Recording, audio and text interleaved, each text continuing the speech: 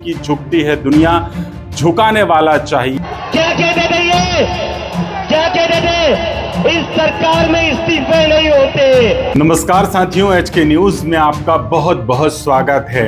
आज देश के जेनजी के लिए बहुत बड़ा दिन है और खास दिन है। जिस तरीके से केंद्रीय शिक्षा मंत्री धर्मेंद्र प्रधान के इस्तीफे की मांग को लेकर वह लगातार एक महीने से अधिक समय बीत जाने के बाद भी दिल्ली के जंतर मंतर पर आंदोलन कर रहे थे। आखिरकार अब यहां धर्मेंद्र प्रधान ने इस्तीफा दे दिया है, जिसके बाद अब जेनजी में जश्न का माहौल है। फिलहाल अब वहां से उनका धरना आंदोलन समाप्त हो जाएगा, लेकिन यहां जेनजी ने देश को एक बड़ा संदेश दे दिया है। जिस तरीके से नेट परीक्षा को लेकर पेपर लीक का मामला सामने आया, जिसमें कई बच्चों की जानें गई, जिसके बाद यहां पर आक्रोश देश में देखने को मिला और यहां पर जो जेनजी है वो लगातार आंदोलन कर रहा था। सोशल मीडिया पर कैंपेन चलाया जा रहा था और लगातार इस आंदोलन को लेकर तमाम लोग जुड़ रहे थे। वहीं छात्रों के साथ मारपीट भी की गई। वहां पर जो युवा जुड़े उनके साथ कई तरह की घटनाएं भी सामने आई,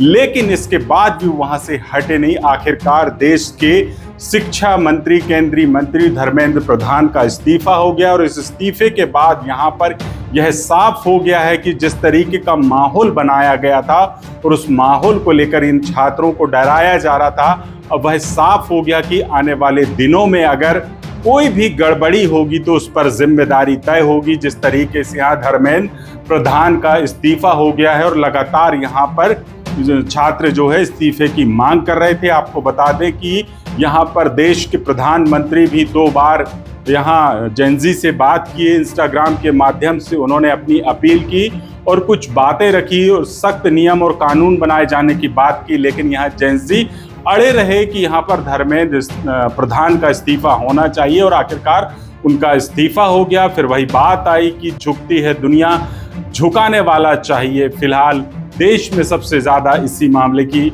आज चर्चा है और इस मामले पर आप क्या कुछ सोचते हैं, हमारे इस वीडियो पर कमेंट बॉक्स में जरूर बताइएगा।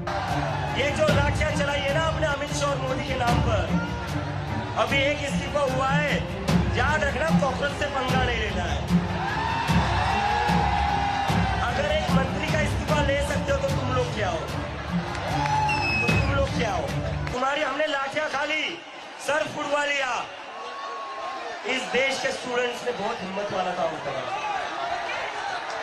तो 20 जुलाई के बाद और 20 जुलाई से जितने भी स्टूडेंट्स के ऊपर केसेस किए गए वो सारे के सारे वापस होने चाहिए।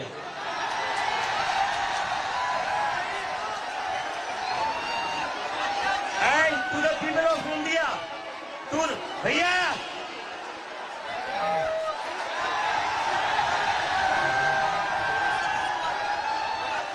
to the people of India, this is how a democracy should be.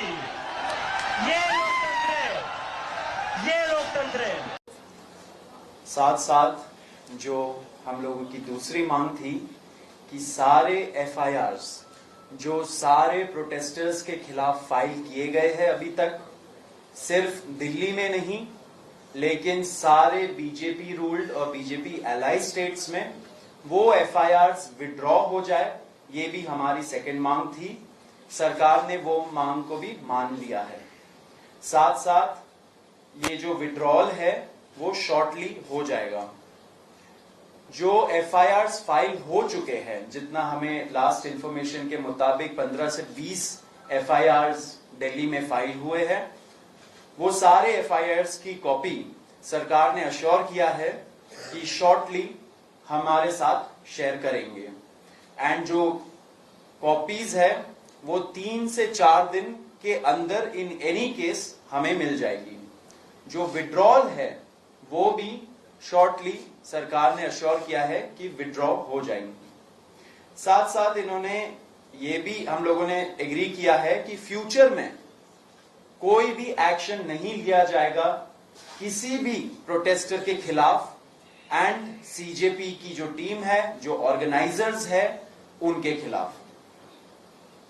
इसी चीज का अंडरस्टैंडिंग में हम लोगों ने सरकार के साथ एक ड्राफ्ट शेयर किया है जो गारंटी है रिटन में वो सरकार ने बोला है कि हमारे साथ वो ट्यूसडे तक शेयर करेंगे।